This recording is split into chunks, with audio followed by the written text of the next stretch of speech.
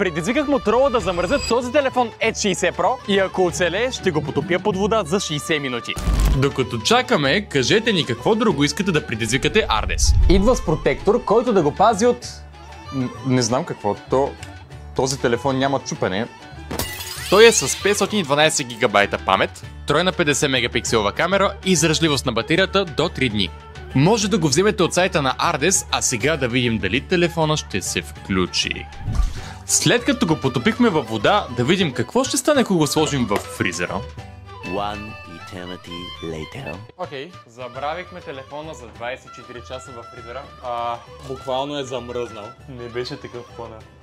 Да видим какво ще му бъде сега. Работещ телефон.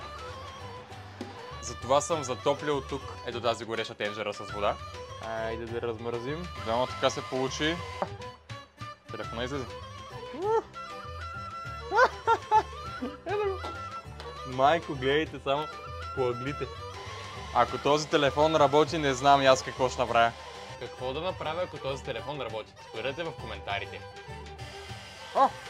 Работи! Вижте! Работи! Хора, в момент на истината.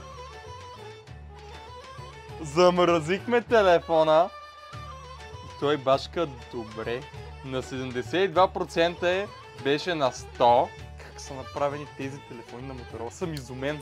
В какви екстремни ситуации е бил подлаган вашия телефон? Споделете в коментарите.